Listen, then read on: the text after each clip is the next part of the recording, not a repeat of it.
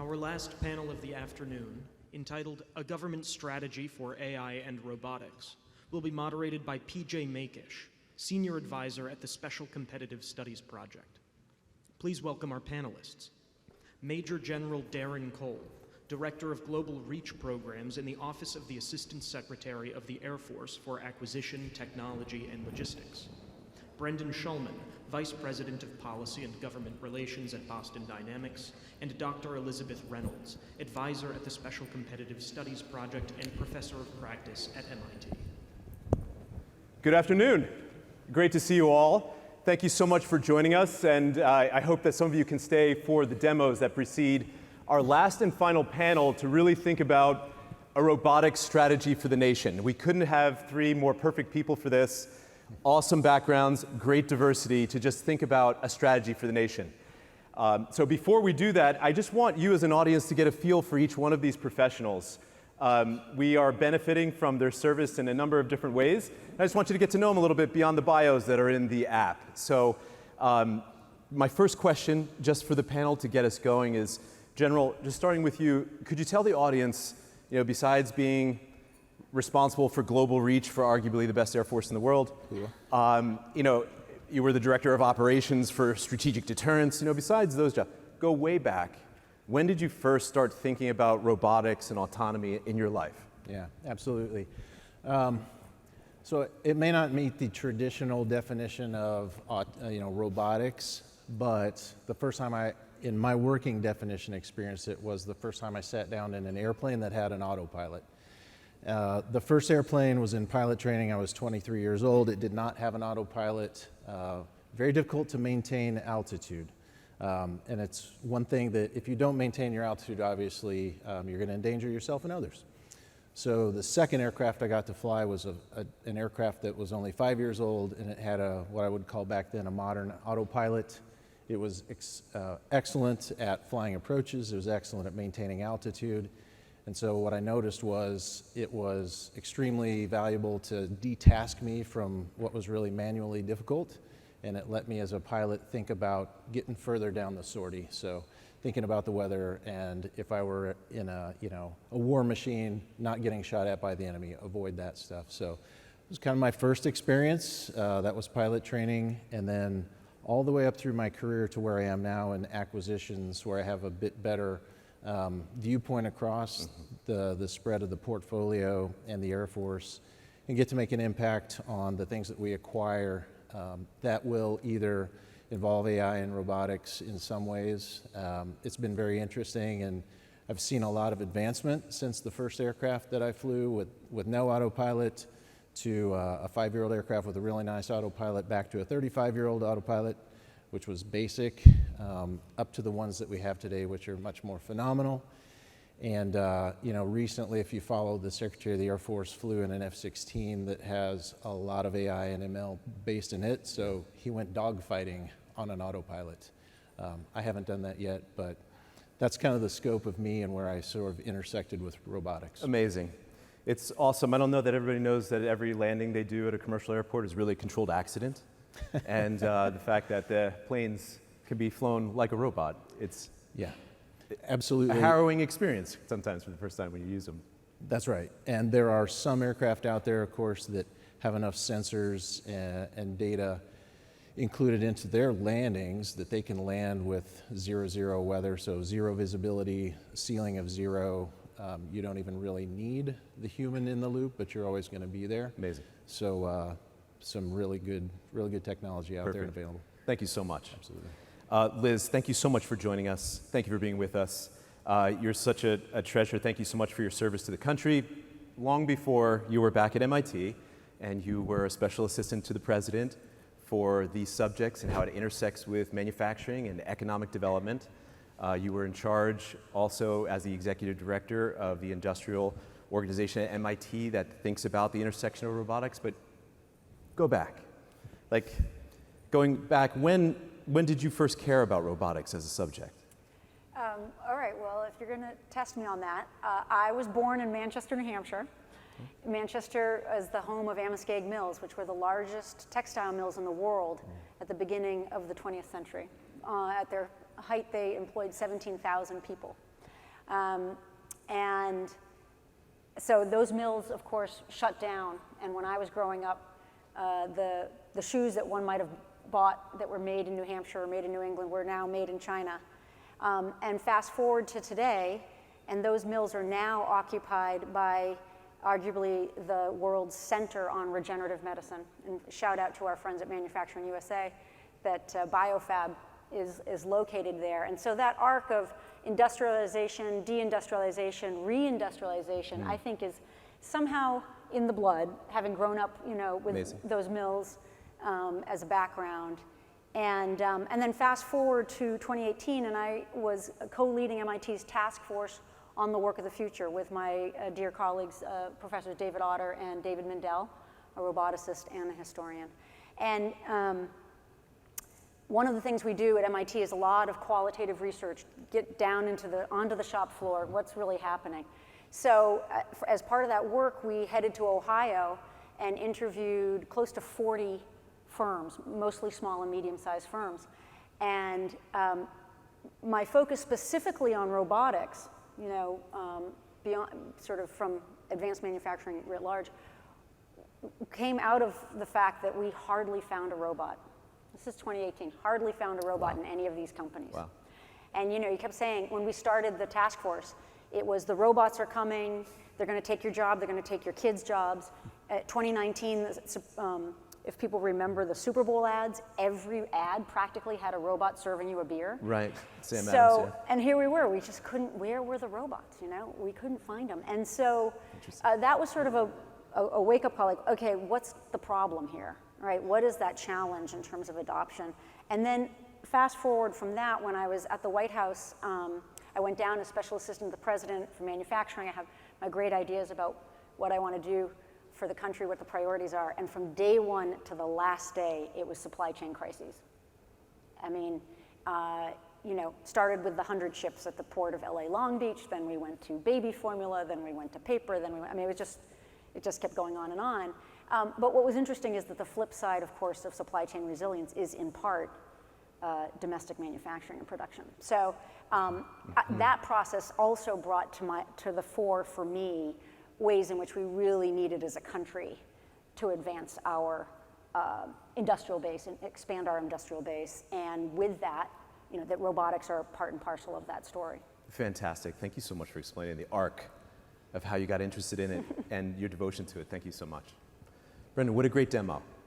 Thank you so much for doing that. The dog is faithful. Never complains, doesn't have to be fed or cleaned up after. So Yeah. it's perfect. It's perfect. Right. Brendan, before you were at one of the coolest robotic companies in the country, you got a lot of reps in the gym in thinking about the legal and the regulation and the safety aspect of this. But before that, when did you get interested in robotics yourself? Yeah, to me, this is a very personal mission. For over 30 years now, I've been a radio control model aircraft enthusiast. So this is a hobby I picked up literally 3 decades ago. And at that time, well, not at that time, when I started my professional career, I focused on law and technology subjects, and primarily in a litigation context. I then had an opportunity to start working on and thinking about the intersection of emerging policy and flying robots. So we don't have any drones here today, although I think I saw one in the back, but none flying around. But to me, it was so exciting that this technology that for me had just been fun and just something I did on weekends as a hobby was going to reinvent industries, help save lives, find missing people. So I became a well-known advocate for pragmatic solutions to some of the policy concerns that were emerging, particularly on safety, privacy, cybersecurity, ownership of airspace, really interesting, fascinating legal topics that intersected with my personal interest and knowledge in the technology.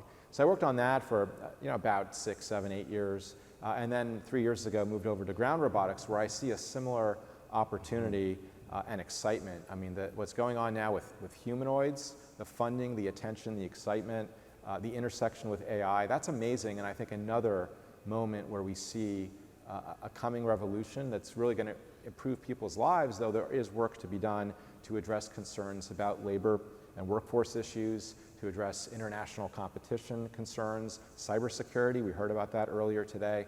So I'm eager to work together, as I did in the drone industry, to try to find solutions and also generate some excitement and enthusiasm across government for these kinds of technologies.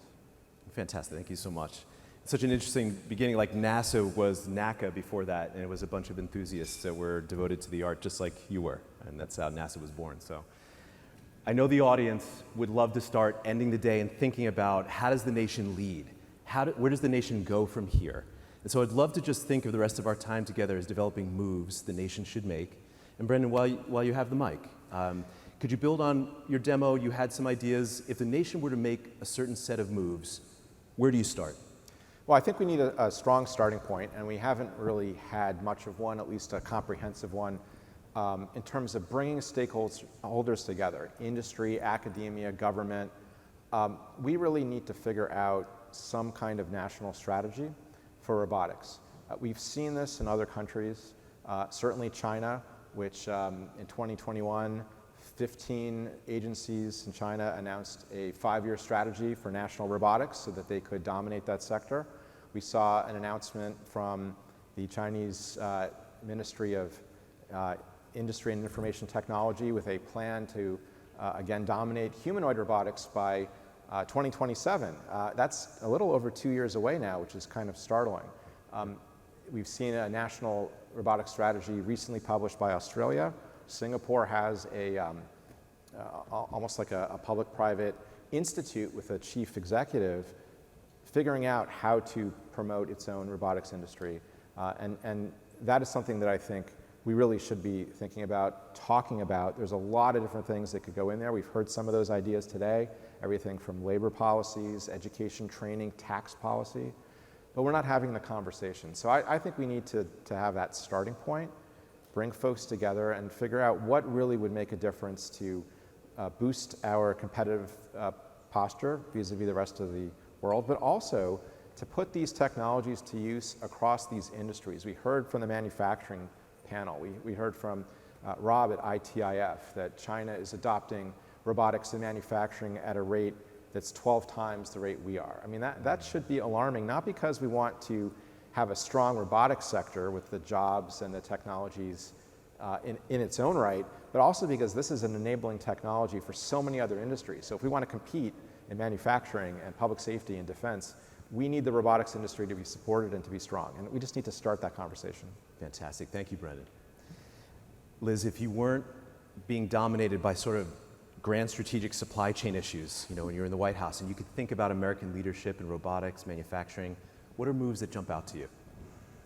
Well, first of all, let me point to the SCSP report on advanced manufacturing. I think I should do that, and the fantastic job that the team did. I had the pleasure of working on that report.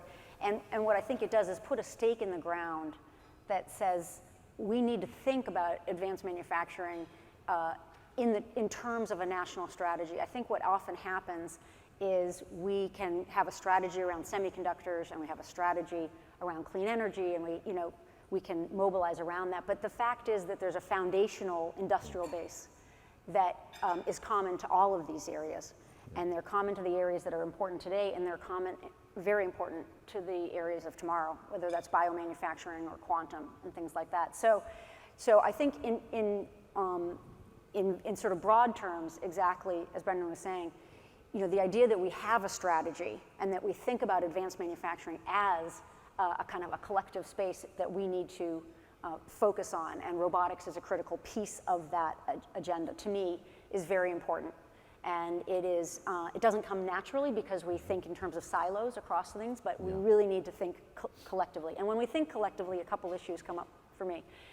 One that I believe has been more or less left out in this first wave of strategies is around our small and medium-sized manufacturers, the backbone of these supply chains, 250,000 of those companies which are not adopting the robots as fast as we want, because they don't have the incentive to do so, and don't have the wherewithal. And so we have to actually figure out, and I made this comment, like even if we wanted to take just 20% of that base and say, okay, we're gonna lean in and we need to really digitalize and focus for reasons of national security, for reasons of economic security, That's 50,000 firms. We don't actually have a kind of mechanism at scale to work right now as a country, whereas others like China do. They really do think in terms of that scale. So that's the first part. Second, of course, we heard all day is around workforce. You know, the stats are out there. They're pretty staggering. 4 million net new jobs in the next decade. Half of those will go unfilled if we don't change the trajectory we're on right now. And I will be the first to say, I think we have excellent programs out there already. I think the question is scale. And again, and DoD has been doing, actually, DoD's been in this game for a long time because they've seen it coming and they feel it, you know, very critically. But we have good programs. We have great ecosystems. We have, you know, states that are really figuring this out. We need to figure out how to scale those. And then finally, an issue that I think I went to Washington to focus on, and there are a lot of good, you know, a lot of momentum we've heard from the investment community today, is scale up. We have tremendous innovation going on in the advanced manufacturing space. It's really exciting to be in that startup world these days. But we don't have the same capital markets. We don't have the same strategy, you know, the sort of way in which this works in other countries. The VC community is not providing the same amount of capital, growth capital that, you know, that you find in other countries. We have to kind of crack that nut. The public sector has taken steps. We have an Office of Clean Energy Demonstration now. We have the Office of Strategic Capital from DoD. Like, people are thinking about this. The private sector, we've got a lot of VCs stepping in and saying the industrial sector is a really exciting, important place for us to be. But that one, you know, we can really leapfrog on technologies. And it's not just the upstream design part, it's actually innovation in manufacturing processes that I think we are really poised to, you know, to kind of, you know, to figure out how we are actually going to lead in a number of these areas going forward. That's three great moves. I'm going to put these together, and we're going to hear what we have together as a team here. General Cole, you know, from your experience, you're looking through the whole lens of the military instrument of power. You're seeing it at a whole other scale. What are some moves as you think about the nation that jump out to you? Yeah. So I'll throw out the caveat that I have to, because I'm in uniform, so it's not the position of the Air Force. This is just my personal opinion. But you will find no bigger grand strategist than me. I think there's nothing better than a great grand strategy. So I agree with that. And I also think, as I look at where the DoD is, and then I've listened to where industry is and academia is, I think what we would benefit from is what I call a bold, big, audacious stretch goal that would, you know, it would tweak a lot of the things that people have already talked about. There are a lot of policies, I think, that are already in place. There's great work from the NSCAI and this organization as well that puts some things out there. When I think about it, I'm more of a historian than a technologist, but it takes me back to where this nation was in 1958, 1962, where the Russians had launched Sputnik and we were behind, or there was that perception that we were behind, close behind, and we wanted to get going. And so, big, bold, audacious stretch goal thrown out, we're going to the moon. Nobody even knew how much it cost. And it was 8 years. So I think what this big, bold, audacious challenge would look like would be, it's a 5 to 10 year time frame goal. It's probably in the multiple billions of dollars, again, personal opinion. But it also has to, there's opportunity there as well as some risk mitigation. Like, from a defense perspective, there's risk. China is competing hard. They are aligned. They've got the top-down authority. They've got a lot of money aligned up, and they can make the things happen. But from a U.S. perspective and a Western democracy perspective, I think we also have some great competitive advantages. So we can organize to it. You can give the grand strategy top-down guidance. But if you throw out a big, bold stretch goal and you say, this is what we're doing, I think the nation would really unify, could really unify around it, because it mitigates a threat. It's a chance to potentially reorder the economy. If we think about industry and some of the workforce issues, skilled labor was pointed out as a problem. I don't think just having a grand strategy alone is enough. And I, you know, as a leader, I've had the great fun of publishing a good strategy and then nobody reads it. So that's what I would offer. Knowing and doing, the knowing-doing gap, right? That's right. This is what we have together so far, and with the remainder of the time, perhaps we can just continue on this theme and think about it. But if the nation made robotics a focus, like with a strategy devoted to robotics, I know, Brendan, you've noted before that in some sense, even in legislation, it's often an after effect, even though it's a general purpose technology, going back to steam engine. IRA, chips, you'd mentioned, it's always in the background. So somehow making a strategy for leadership in robotics per se.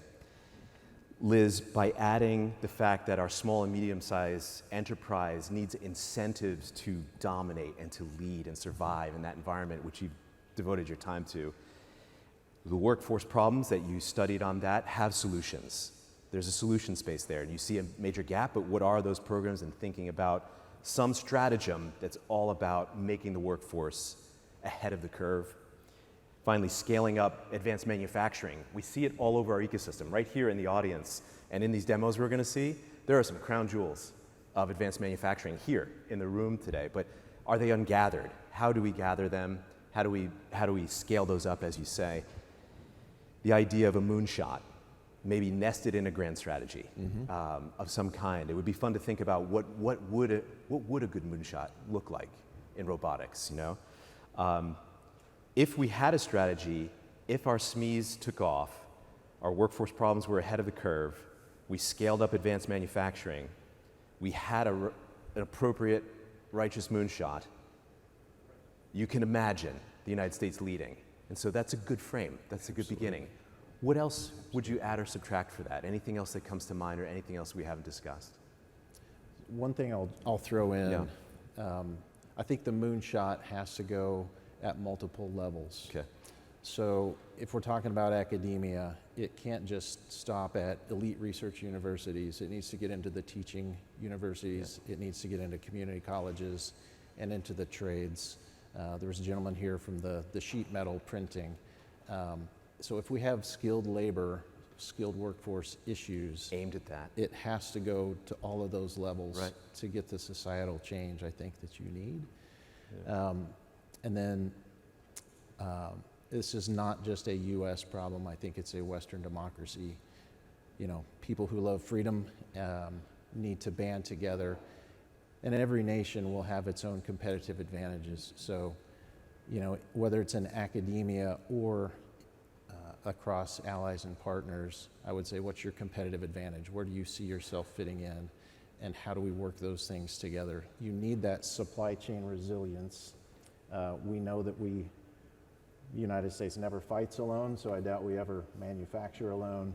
And sometimes we're fighting in places where the supply chain would be better if it were just shorter. So And local, yeah, from a DoD perspective, I think we think about supply chain resilience is also what can the partner nations that we fly and fight with, what else can they do for us and with us?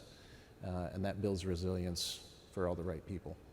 Adding a map of ally and partner competitive advantages that they might come together, particularly in time of crisis, but also deliberately. It actually is something we're doing now, and because of this, it makes me think about making sure we had robotics. Awesome. Liz, your thoughts about anything to add or subtract or refine? Well, I'll sort of double down as well on the supply chain resilience. I think that we now understand and see our economy through the lens of supply chains in a way that we didn't. It's not like it was new news to everybody in 2021 that 90% of our advanced chips were sourced by one company in one region in the world. You know, I'm not an expert in operations or supply chains, but I might have said, hey, that doesn't sound so smart.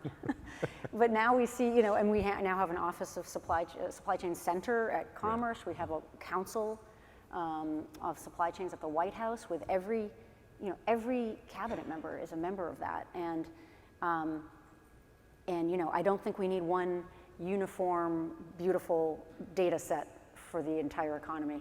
Though I know many are trying, you know, are at that, but I think the fact that people are focused on this is fantastic. So, and it's resilience, it's also sustainability. We're you know, supply chains now, we are tracking our carbon footprints, that's important, and it's digitalization. And to just bring that back to the tech adoption piece, you know, we could have heard all day the tension between, you know, AI and workers and cobots, et cetera. And one little point that came out of our research in Ohio at the time is that, you know, we heard from companies that had been experimenting with lights out factories and all of that, and they said, you know, yeah, we could do it, but you can't innovate in a lights out factory, right? That's not what necessarily happens there. And I think we're going to see, you know, people pushing the models on all fronts. But what we also know is that if companies adopt technology, they invest in worker skills. It's this virtuous cycle. And that's the only way, frankly, that we start raising wages. And right now, manufacturing wages, on average, you know, they've lost the premium. They're not competing. And the next generation looks at, well, I could do this. I could go into some IT. I could go into other things. I mean, we're competing to bring that talent pipeline in. So it's the technology adoption is just this flywheel we have to figure out. So we have to push really hard. Incentives, SMEs need the carrots. The OEMs, the large firms, need the carrots and the sticks. And I think if you look at the Germans, they have a supply chain, a resilience, you know, regulation where folks have to check boxes that they've done all this. I don't think we need to go there just yet, but let's find ways to say, you OEM are responsible, like what are you doing to digitalize your supply chain? How are you helping tier 4 and 5? You know, that would be really an exciting direction, I think. And our friends at DoD could help on that front too with a little the sticks thing. So just an idea. That's a good picture of what incentives look like. What do they look like? How do you shape them? You can almost imagine in such a strategy, almost be a section just devoted to that you could draft. Yeah, well, no, we all. We'll call you back. We'll call you back. No, but incentives rule the world, so yeah, I think that's absolutely. where we have to start. Well said.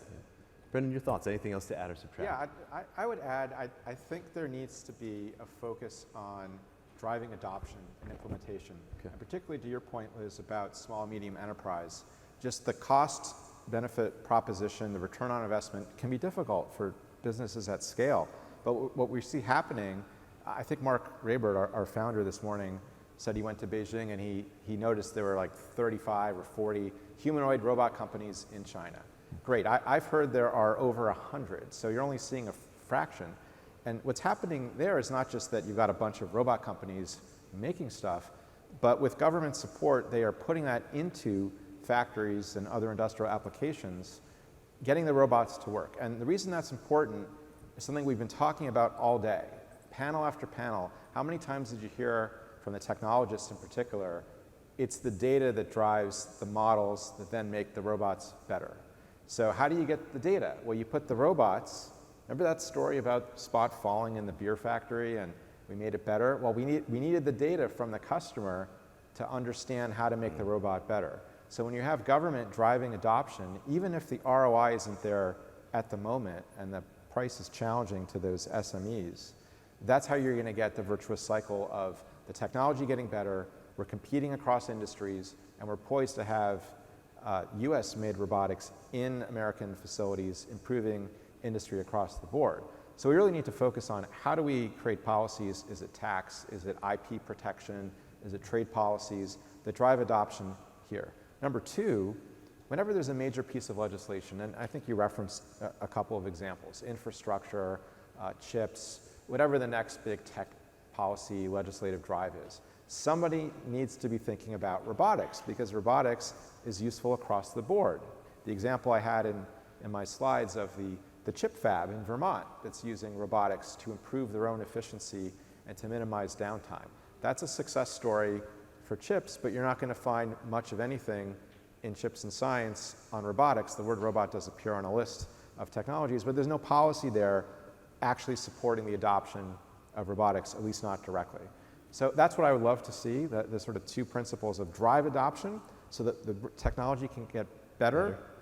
And then, of course, a lot of these technologies are dual use. So to the folks in the DoD who need these technologies in the future, a lot of that, as we've seen in the discussion in the earlier panel about drones in Ukraine, obviously what works in commercial environments isn't always necessarily transferable to to military applications, but there's a lot of crossover. And I think that's how you also address those concerns and challenges too. So we need to get adoption going. I think together you've really talked about the diffusion cycle. The more we use them, the better they get. The more people use them. The more they use them, the more we have an ecosystem, and the small and medium-sized enterprises get back. There could be applications for dual use in military, and the whole cycle begins. I can say for this panel to end the day that 3 minds, 9 moves you've come up with together. I think it's a good start. And I can imagine the country following the 3 of you on this way. I can tell you it's inspiring to think that we could do this. We have these competitive advantages. We have this logic that you've offered here. And this is all within our reach. So, ladies and gentlemen, would you please thank our panel for today's panel. Thank you so much. Thank you, guys. Thank you. Yeah, thank you so much.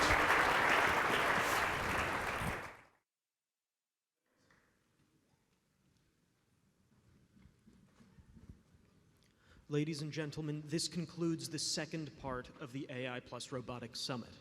For the third and final part, the next hour and a half will consist of a series of 8 tech demos showcasing how robots are being used in today's world, from agriculture to medical triage to advanced manufacturing. First, we are pleased to introduce Ed Mayer from Machina Labs.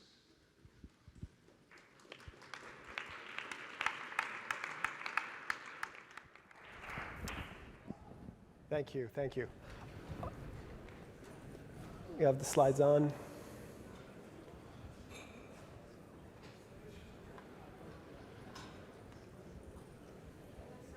All right, perfect. Awesome. So my name is Edward Mayer. I am CEO, co-founder at Machina Labs. We use artificial intelligence and robotics, combine it to develop new manufacturing technologies that are significantly faster than traditional manufacturing technologies. They're, in some cases, cheaper.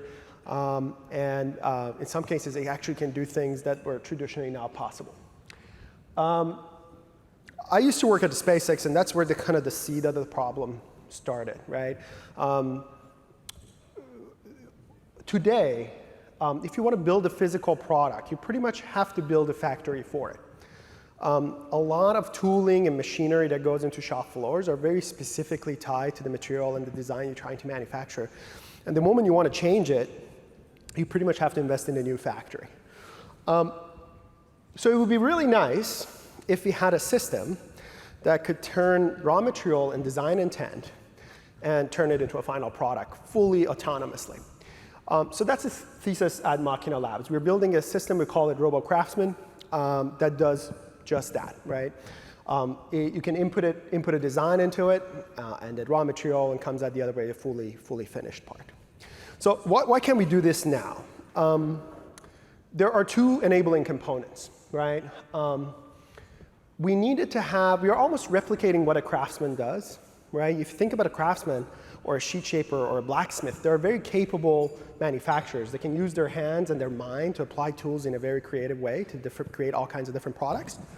But with current factories, because we didn't have the creativity that the craftsman has, the power of the creativity, the mind of the craftsman, we made very static machines. So what we're doing is we're combining robotics, which gives the kinematic freedom of the craftsman, with artificial intelligence, which gives the brain of the craftsman to build this system.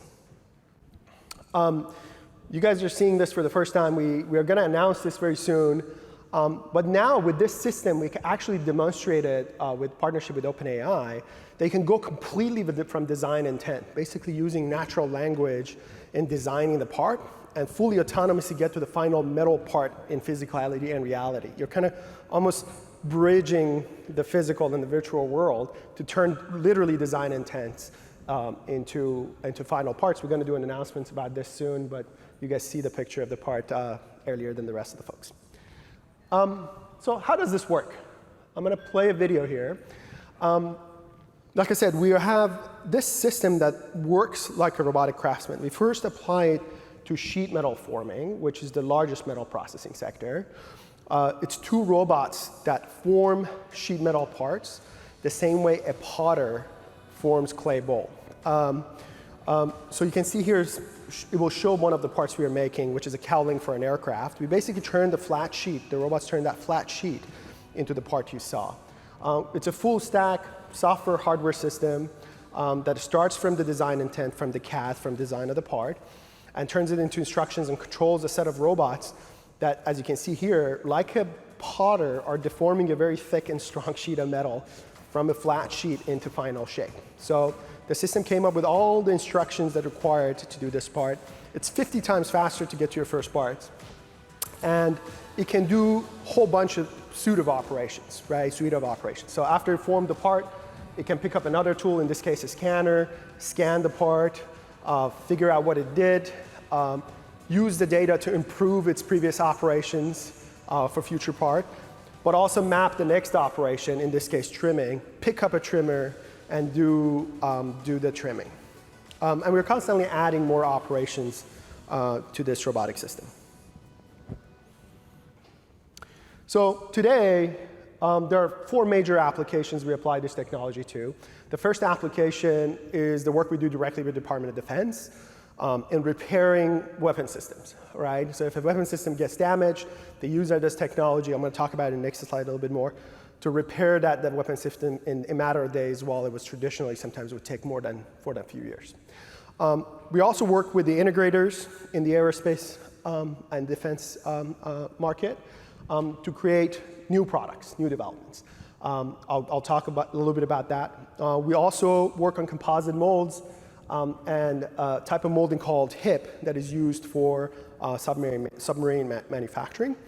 We also work very closely with automotive OEMs to enable a new category of automotive products that was traditionally just not even possible, right? It was not economical to do, and we'll talk about that too as well. So here's an example of, let me see if I can get those videos going. Here's an example of the work we're doing with the Department of Defense for sustainment purposes. The airplane you see over there is a C-130 aircraft. It's a workhorse of the military to carry cargo and personnel. If that landing gear door today gets damaged, and it does get damaged often, right? If I saw an image of it hitting a tree as it was landing, or if it lands in gravel, they have to replace it. Right now, it can take more than a year. It says 4 years there. There might be a lot of logistical challenges there, but at least more than a year for sure to replicate this part. So if this part gets damaged, that aircraft needs to stay on the ground for more than a year, right? So that significantly affects our mission readiness. With our technology that is already deployed in the depots, they can do this in a matter of hours now, maximum days. So this is another application on the development side. We built this toroidal tank for NASA. It's a tank that can go on a lunar lander. This is an interesting story, actually. We used to be able to make these kind of toroidal tanks back in the 60s. And given the complexity and the low volume, sheet shapers used to make these things, right? Since then, we have exported a lot of our manufacturing.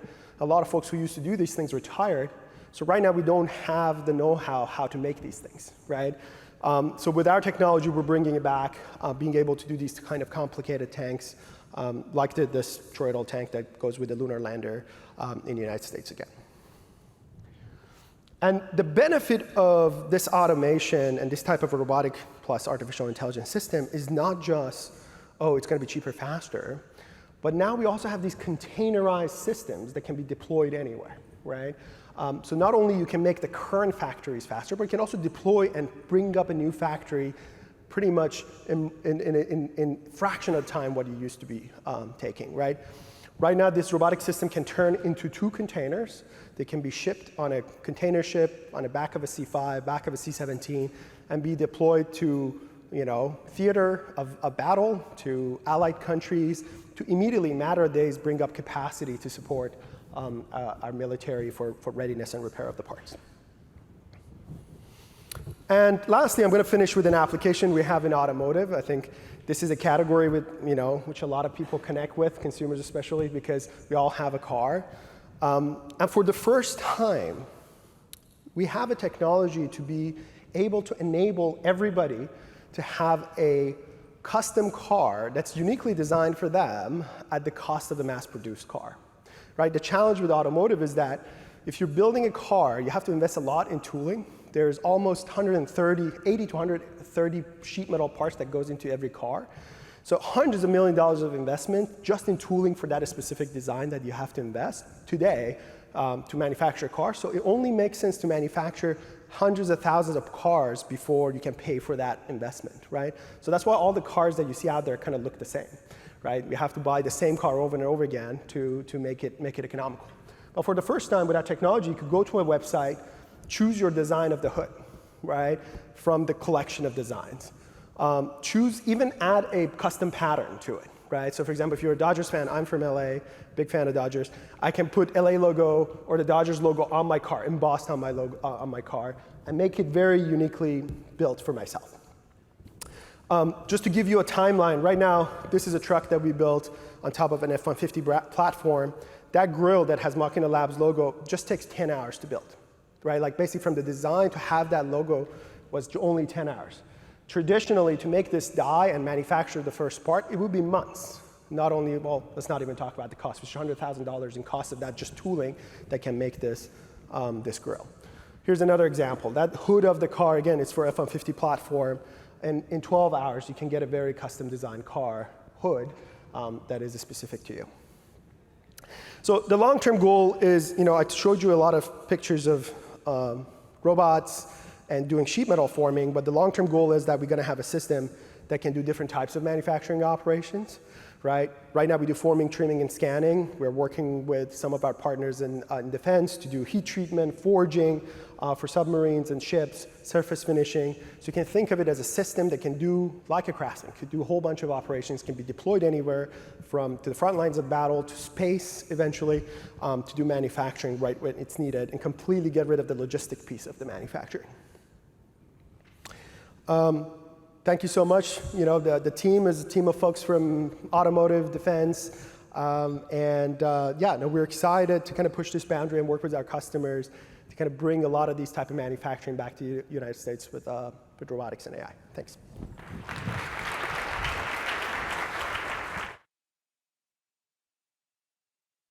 Now, please welcome Claire Delaunay from Farm NG.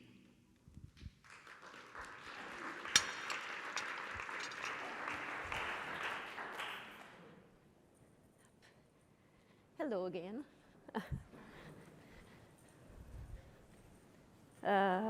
So my name is Claire.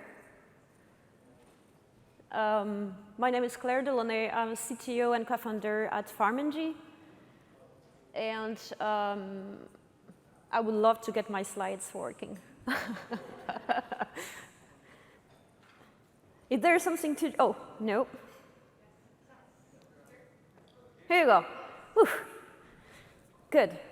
So I've been doing robotics for about actually 22 years. I started back in France, as you can tell by my accent.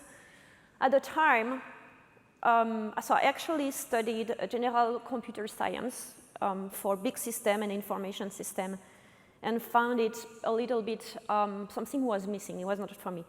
And so I'm actually self-taught in robotics. And at the time when I did the move and I started doing robotics back in France, and it was in late 98, people were looking at me and saying, "What are you doing with robots?" It was like, robots is not even a thing. It was like, why don't you do a real job in computer science like everybody else?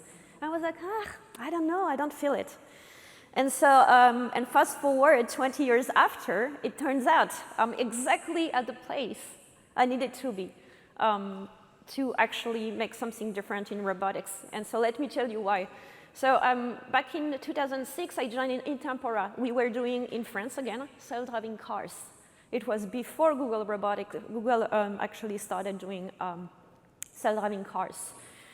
So the idea was already there. The sensor and the AI and the amount of capital needed to develop the technology were not, at least not in Europe. Google really made it out of sheer force and massive investment. And by their massive investment and by really creating, and thanks to the DARPA, I mentioned that before again, but thanks to the DARPA also Grand Challenge, humanity started imagining what the future would be like with self-driving cars. And that's how it happened. Like, it was not a revolution in terms of algorithm, nor in terms of tensors. It was also massive investment and commitment from humanity to make it happen. And we are making it happen. We are getting closer and closer to self-driving cars. Not completely, but we're getting closer. So anyway, we will talk a little bit more about that after. Then I co-founded Botiful, which was a startup that I sold to Uber. That I sold to Google. That's how I ended up at Google. And then from Google, I led a robotics project over there and co-founded the self-driving truck startup, Auto, that I sold to Uber back in 2018. And then followed the path and then went to NVIDIA, where I was a VP of engineering and was leading the robotic department with Reynolds that was on stage just before. And so after all of this crazy experience in robotics and startups and like amazing AI and amazing like budget to build amazing new self-driving technology that's going to revolutionize stuff, or I don't know, I took a step back and was like, well, all of that is really good, but let's say that now that I've did all of that, let's say that I actually want, what would I really want to do? Let's say I have enough experience, enough passion to do something that really matters. What would I want to do? And it turned out that's agriculture. And everybody, again, I can tell you, in my surrounding, tell me, why are you in ag? It's like, it's dusty, it's like, it's mostly like very industrial or very poor people. They don't have like enough money to buy technology. That sounds like a very wrong idea. That's not how we are successful. Well, turns out that I believe that being successful is really what you believe is important to do, what footprint you want to let later on. And it can be build an empire, it can be, I don't know, running a country, it can be influence people, or it can be, for me, in my case, it's just inspire people to do technology that is applied for the good. And in particular, agriculture.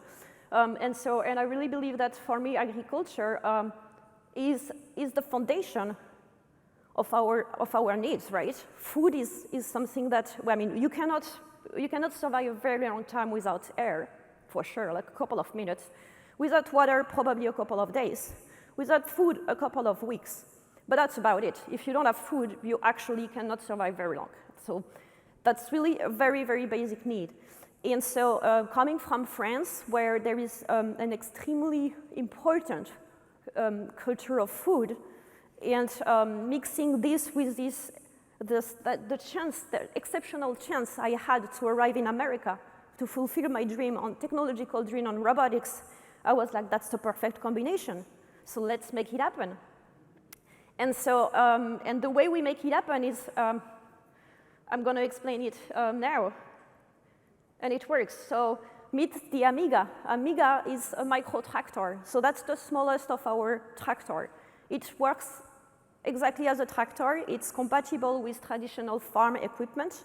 We're not replacing what was invented in terms of implements. We are just creating a tool that allows farmers to change the processes and to bring autonomy on processes and practices they had before. This is not the most sexy robot, and the reason being is that, as we just saw on the talk before, in order to bring affordable equipment, it needs to be simple and it needs to be standardized. So the most important thing that we did by building this robot is making sure that we use the less amount of parts possible, because we really want this technology to be affordable. And so we also pack it with all the software that you have on the most shiny tractors or the most shiny self-driving cars. I took my team with me from Auto and NVIDIA and brought back all these people who build like very complicated systems for industries like logistics or self-driving to bring them back to farming. And we believe that it's possible today, thanks to AI and thanks to the new sensor and hardware that exists today, it's possible to bring this technology to the market. But it has to be one of the core values of the company, to be cheap and affordable. And that's really needs to be baked in from the beginning of, from the inception of the company. Because the moment you start creating pricey equipment and do all the pricing on like high tech, then there's no way out. You can never get down from that. You can just add more technology and make it more expensive. What we do is different, is that we try to make it as small as possible in terms of hardware, but packed already with all the greatness software that exists. And our strategy is really to democratize the platform, build an ecosystem, work with also students and researchers to make sure that we have an open platform and make sure that we, as much as possible, seed the ecosystem with this platform. And our strategy is to grow incrementally to go to bigger application and bigger farm, but really starting on the base premises that the platform needs to be super cheap. So we have sold about 200 robots today. We have our customer base is, I would say, 1/3 education and research, 1/3 market farmer, so very small farmers, and 1/3 large commercial farmers.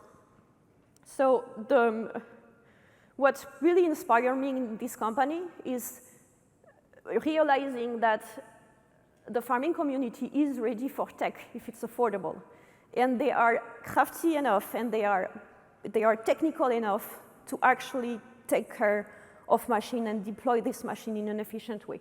They can fix it if it's actually documented and open. They can also attract younger generation back to farming, because painting the future where a farmer is actually a robot teacher is much more sexy than saying that if you are a farmer, you just have to use your hands and your back until you can actually not use them anymore because the work is too hard.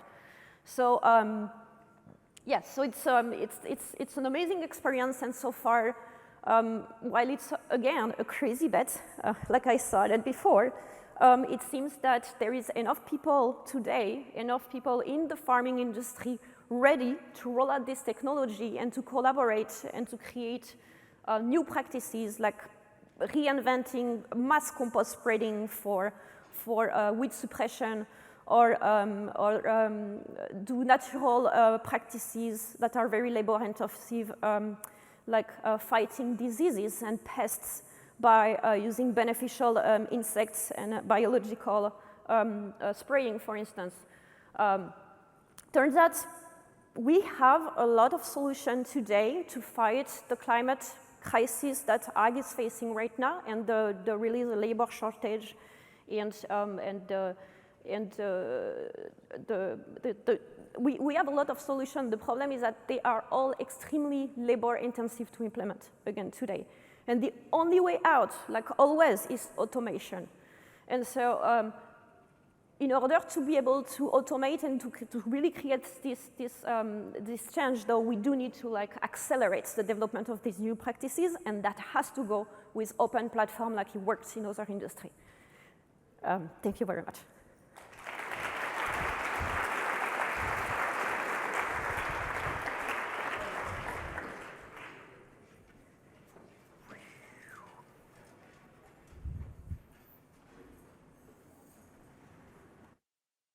Hey, is my mic working here?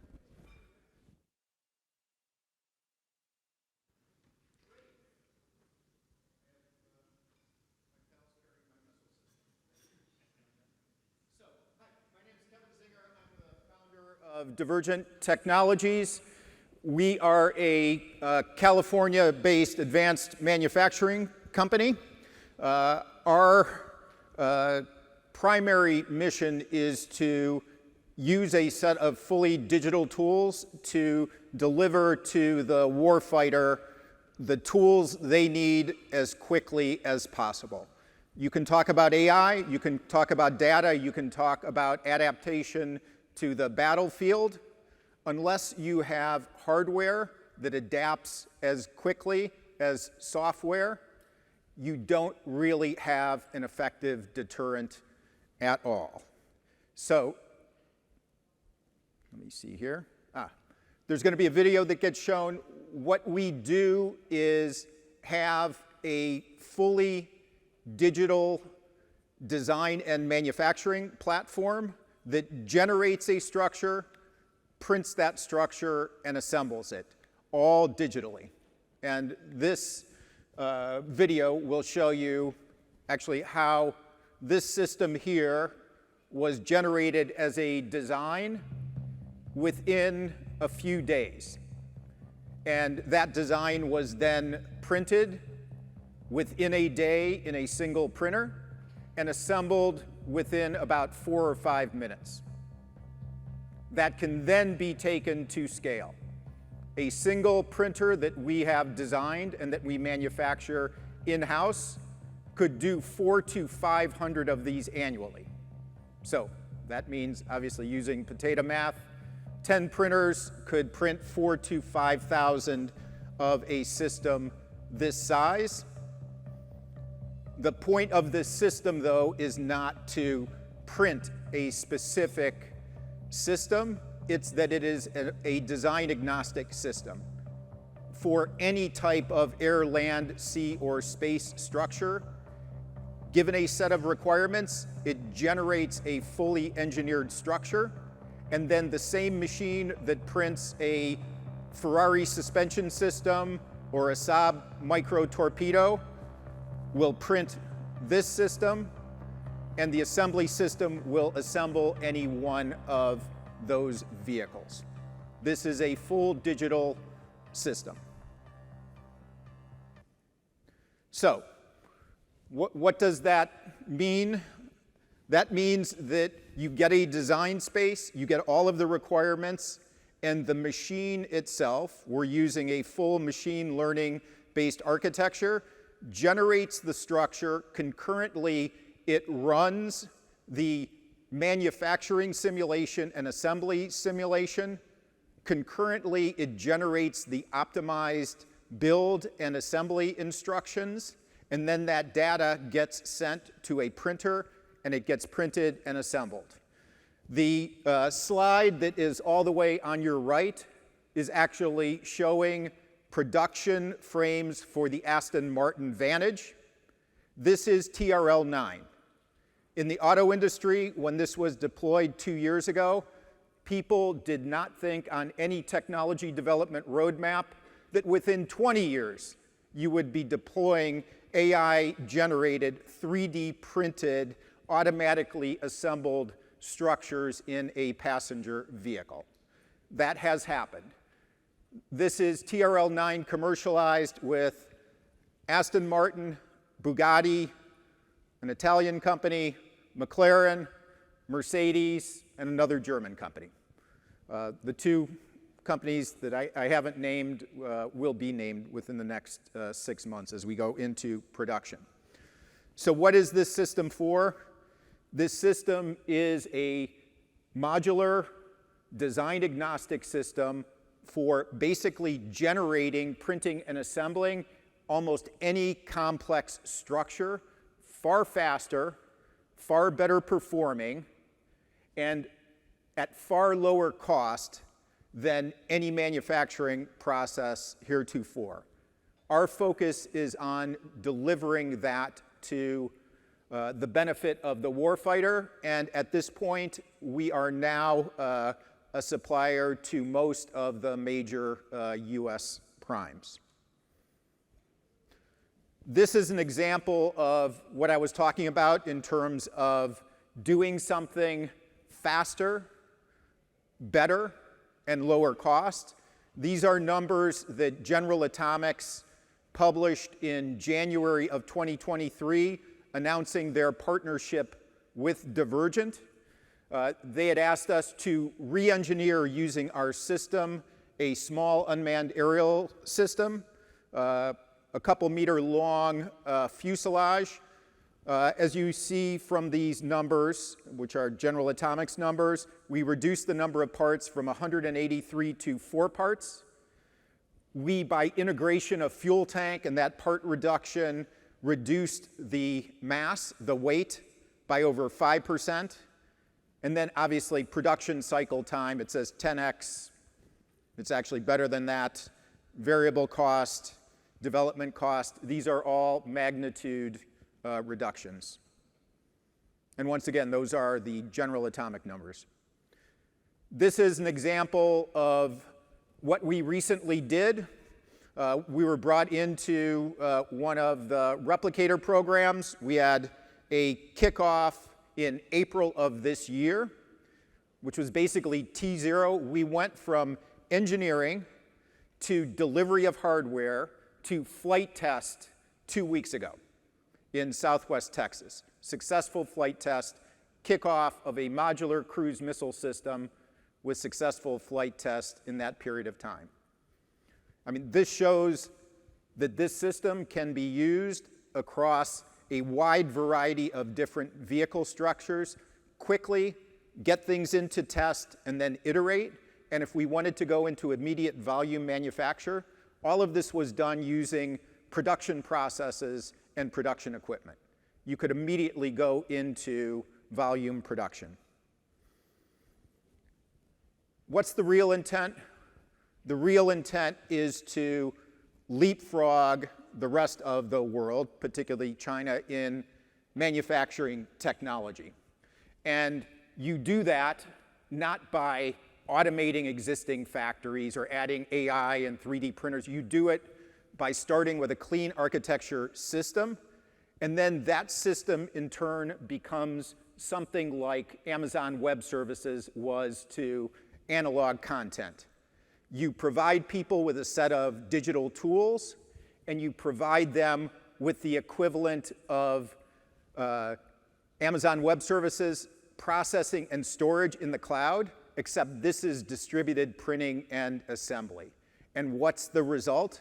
The result is a massive increase in innovation across the different subsystem providers, like propulsion systems, avionics, sensors, seekers, and you create an ecosystem that becomes rapidly adaptable with many, many, many developers of new technology. And that's basically our purpose, which is to all out go to take this system, which is called the Divergent Adaptive Production System, and make it one of the cornerstones of America's defense industrial base and commercial base. And that's it. Thank you.